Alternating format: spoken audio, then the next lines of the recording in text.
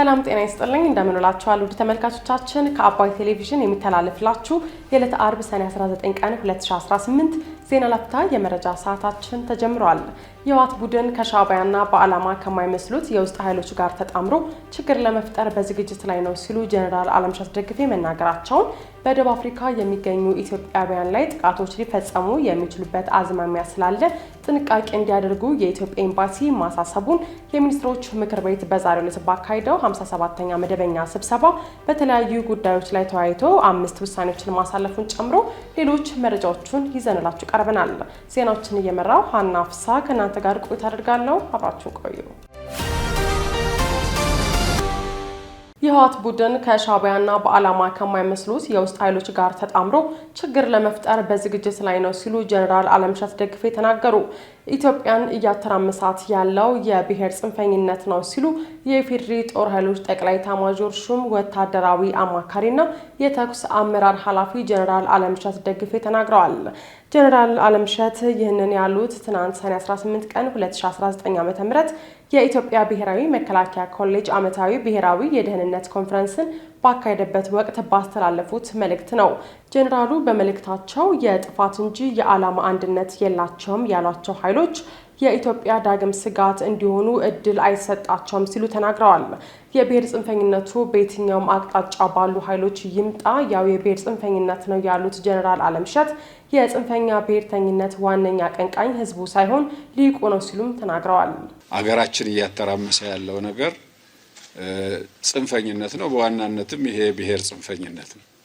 በተለያየ አቅጣጫ ይምጣም በሰሜን በቲፒኤልኤፍ አክራሪ አመራሮች በኩል ይምጣ፣ በአማራ ፋኖ በሚባሉ አክራሪ የአማራ ናሽናሊስቶች ይምጣ፣ በኦሮሚያ በሸኔ ስም በኦነግ ስም በኦላ ስም የሚንቀሳቀሱ አክራሪዎች ስም ይምጣ፣ በአብዛኛው በሀገሪቷ ውስጥ እየተካሄደ ያለው ነገር የብሔር ጽንፈኝነትና ከዚህ ጋር ተያይዞ እኔም ማልመራት እኔ እንደፈለኩ ማላረጋት ኢትዮጵያ ለኔ አትጠቅመኝም። ስለሆነም ይሄንን ሰላሟን በማደፍረስ አጠቃላይ እድገቷን በመክታት ችግር ውስጥ የመክተት አይነት አባዜ ነው። የዚህ ደግሞ ዋነኛው አቀንቃኝ ልሂቁን ያው እንደምታውቁት ህዝቡ አይደለም ልሂቁን። ይሄ ልሂቅ ከየትኛውም ብሔር ጫፍ ይምጣ ከራሱ ስልጣን ፍላጎት ባሻገር የህዝብ ደህንነትን የሀገር እድገትን ሉዓላዊነትን የሚያከብር ኃይል አይደለም። አሁን ያለው የህወሓት አክራሪ አመራር ምን ደረጃ ላይ እንደደረሰ ይታወቃል ያሉት ጀነራል አለምሸት ደግፌ ወታደራዊ ምልመላንና ግዴታን በህዝብ ላይ እየጫነ ነው ብለዋል።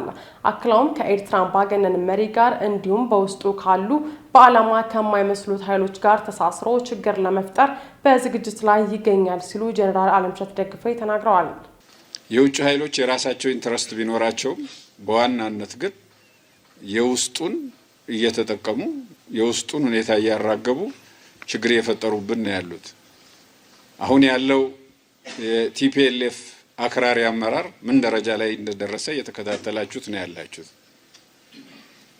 የወታደራዊ ምልመላ ግዴታን በህዝብ ላይ ጭምር የጫነበትና ልክ የዛሬ 5 ዓመት ያደርገው እንደነበረው እየወጣ የሚፎክርበት ሁኔታ ላይ ነው ያለው።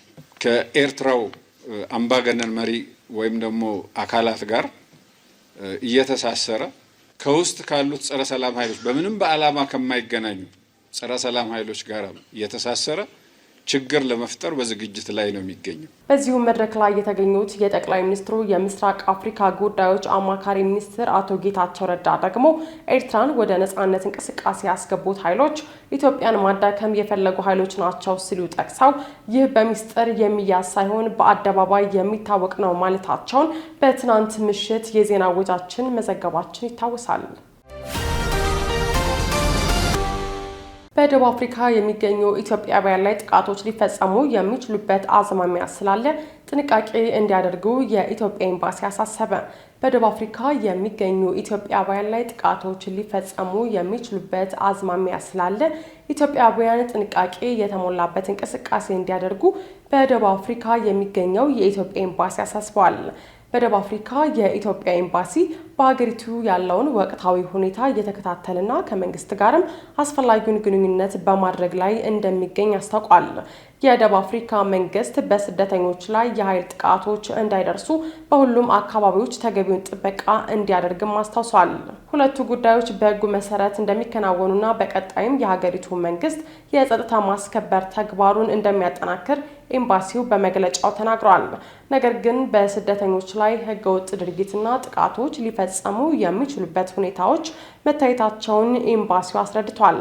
ስለዚህም በመላው ደቡብ አፍሪካ የሚገኙ ኢትዮጵያውያን በስደተኞች ላይ ሊደርሱ የሚችሉ የመብት መጣስና የደህንነት ስጋቶችን መሰረት በማድረግም የዕለት ተዕለት እንቅስቃሴያቸውን ጥንቃቄ በተሞላበት ሁኔታ እንዲያደርጉ ጥሪ አቅርበዋል። በደቡብ አፍሪካ የሚገኘው የኢትዮጵያ ኤምባሲ ባወጣው ደብዳቤ አክለው ከሚኖሩበት አካባቢ የመንግስት አካላትና የኮሚኒቲ አደረጃጀቶች ጋር የቅርብ ግንኙነት እንዲያደርጉ፣ መረጃዎችንም እንዲለዋወጡ እንዲሁም ደግሞ አስፈላጊውን ጥንቃቄ እንዲያደርጉ ጥሪ አቅርበዋል። የሚኒስትሮች ምክር ቤት በዛሬው ዕለት ባካሄደው 57ኛ መደበኛ ስብሰባ በተለያዩ ጉዳዮች ላይ ተወያይቶ 5 ውሳኔዎችን አሳለፈ። የሚኒስትሮች ምክር ቤት ዛሬ ሰኔ 19 ቀን 2018 ዓ.ም ባካሄደው 57ኛ መደበኛ ስብሰባ በተለያዩ ጉዳዮች ላይ ተወያይቶ በድምሩ ከ637 ሚሊዮን በላይ ኤስዲአር የብድር ስምምነትን ጨምሮ 5 ውሳኔዎችን አሳልፏል።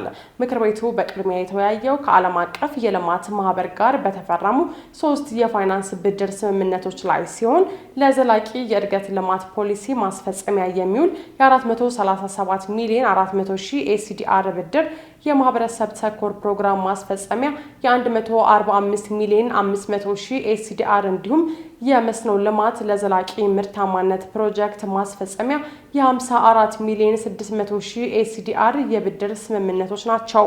በመቀጠልም ምክር ቤቱ የውሃና ኤነርጂ ሚኒስቴር የኢትዮጵያ ቤተ መዛግብትና ቤተ መጻሕፍት አገልግሎትና የትምህርት ምዘናና ፈተናዎች አገልግሎት ተቋማት ለሚሰጧቸው ልዩ ልዩ አገልግሎቶች የሚከፈሉ የአገልግሎት ክፍያዎችን ለመወሰን በቀረቡ ረቂቅ ደንቦች ላይ ከተወያየ በኋላ ጀምሮ በስራ ላይ እንዲውሉ በሙሉ ድምጽ ወስኗል።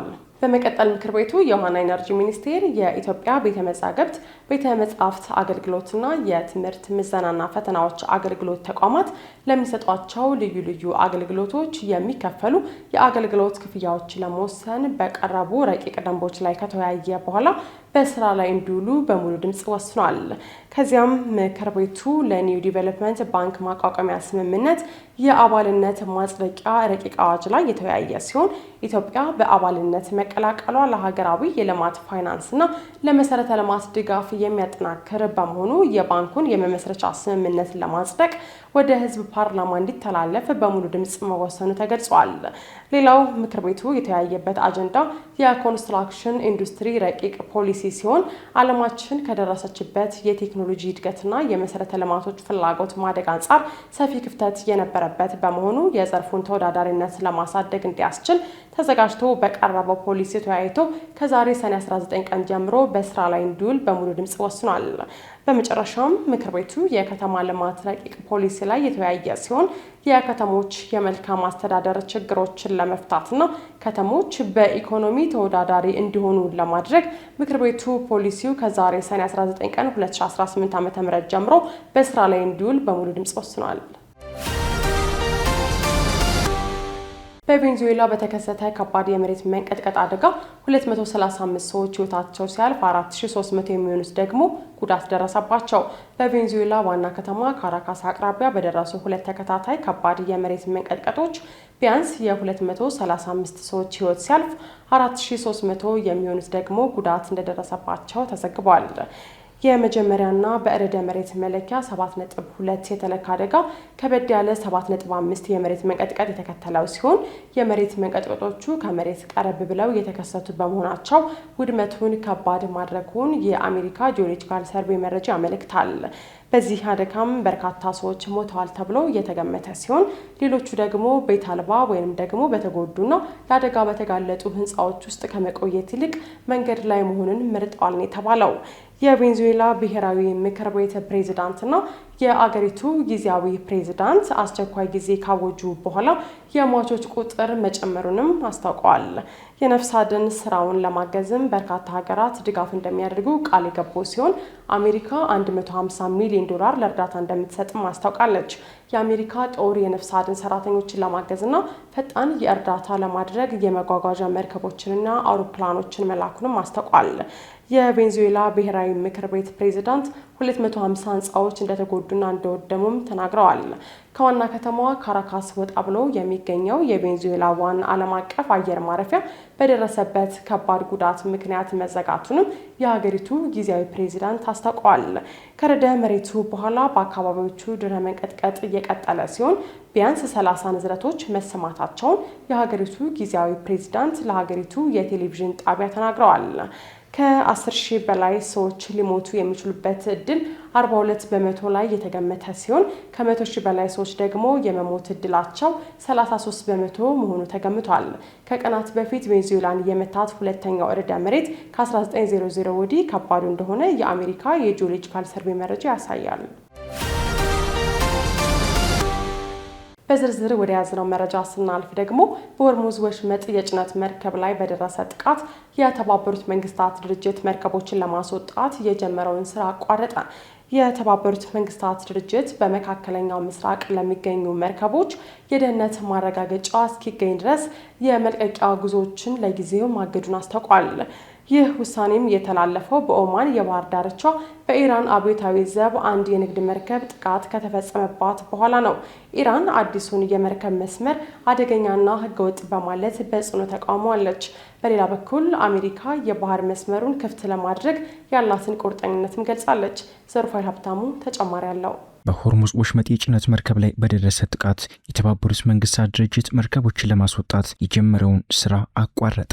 የተባበሩት መንግስታት ድርጅት ኤጀንሲ በሆርሙዝ የባህር በር በኩል ሲያደርግ የነበረውን መርከቦችን የማስወጣት ስራውን አቋርጧል። ይህም የሆነው የብሪታንያ ወታደራዊ አካላት አንድ መርከብ በተባበሩት መንግስታት ድርጅት በተደገፈ መስመር ብዙ ታንከሮች ካለፉ በኋላ ከኦማን የባህር ዳርቻ በቅርብ ርቀት በሮኬት መመታቱን ከተናገሩም በኋላ ነው። የዓለም አቀፉ የባህር ተጓዦች ድርጅት ዋና ጸሐፊ በፋርስ ባህረ ሰላጤ ውስጥ የነበሩ መርከቦች ከባህር በሩ አውጥቶ ለማስኬድ የታቀደው እቅድ ኤጀንሲው ለተጠቀሰው የመርከቦች ዝርዝርና በክልሉ ላሉት መርከቦች የደህንነት ዋስትናና ማረጋገጥ እስኪችል ድረስ እንደሚቆይም ተናግረዋል። የተባበሩት መንግስታት ድርጅት ኤጀንሲ ዋና ጸሐፊው እንደተናገሩት ጥቃቱ የደረሰባት መርከብ ከመልቀቂያው ጥረት ጋር የተገናኘም አይደለችም ሲሉም ተናግረዋል። ይህም የጥቃቱ ሪፖርት የወጣው ኢራን መርከቦች ያለ ቴህራን ፍቃድ የባህር በሩን እንዳይጠቀሙም ካስፈራረች ከጥቂት ሰዓታት በኋላም ነው። አንድ የአሜሪካ ባለስልጣን ለአሶሺየትድ ፕሬስ እንደተናገሩት መርከቧ የተመታችው በኢራን ድሮም ነው። ስማቸው እንዳይጠቀስ የፈለጉት ባለስልጣኑ የንግድ መርከቧ በኢራን አብዮታዊ ዘብ በምትበር ድሮን እንደተጠቃችም ተናግረዋል። ከጥቃቱ ሪፖርት በኋላ በሆርሙዝ የባህር በር ላይ መርከቦችን ለመቆጣጠር የተቋቋሙ የመንግስት ኤጀንሲ የኢራን የፋርስ ባህረ ሰላጤ የባህር በር ባለስልጣን በኤክስ ገጹ ላይ ባሰፈረው መልእክት ከራሳቸው የተሰየሙ መስመሮች ውጪ የሚደረግ ጉዞ በደህንነቱ የተጠበቀ የመተላለፊያ ዋስትናን አይሸፍንም ሲልም ጽፏል። የዩናይትድ ኪንግደም የባህር ላይ ንግድ ኦፕሬሽን ማዕከል መርከቧ ጉዳት እንደደረሰባትም ገልጿል።